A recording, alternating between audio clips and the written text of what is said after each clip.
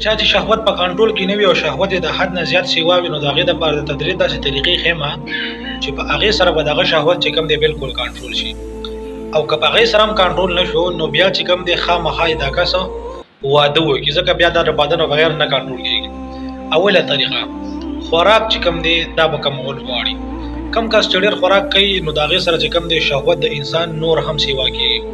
ګوره صحابه کرام به چې کله د شهوت پې سیوا شو نو د هغوی به چې کوم دی روجې نیولې په ځان پې نهارې تېرولې نو د هغې د وجې به د هغوی شهوت چې کوم دی د موبایل چې کوم دی غلط استعمال نه کول. کم کس چې په موبایل کې فحش فلمونه ګوري فحش ډرامې ګوري یا چې کوم دی فحش تصویران ګوري نو د هغه شهوت به چې کوم دی هغه راوچتېږي هغې په وجه باندې به چې کوم دی هغه په ګناه کې مبتلا کېږي. نو د موبایل غلط استعمال نه کول یعنې د موبایل نه چې کوم دی ځان ساتل او په هغې فحش تصویران فحش فلمونه وغیره نه کتل. نو چې کوم کس دا نه کړي نو د هغه هم چې کوم دی شهوت کار. او په درېیم نمبر باندې چې کوم دی خپل ځان مشغوله ساتل.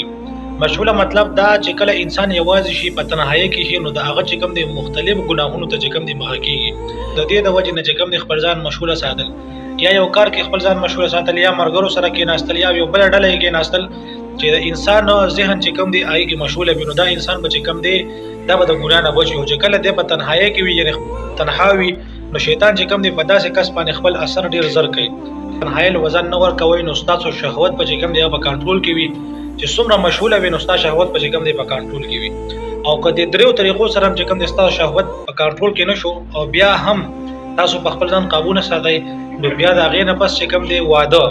واده دا ډېر ضروري عمل دی.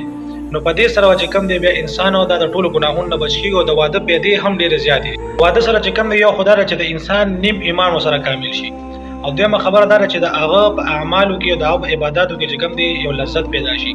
او دریمه خبره دا ده چې انسان ورسره د ټولو ګناهونو نه چې کوم دی محفوظ وي د سترګو د بدنظرۍ نه ورسره محفوظ وي دغه رنګې د زنا نه محفوظ وي یا چې کوم دی نور داسې مختلف ګناهونه دي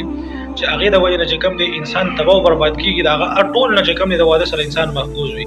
نو پکار دا ده چې زموږ څومره هلکان دي دا چې کوم دی بالغېږي نو دوی له خامخا واده کول پکار دي یا څومره جینکۍ دي چې دا بالغېږي دوی له واده کول پکار دي. یا سنت عمل دی واده به کوې ورځ نه ورځ به کوې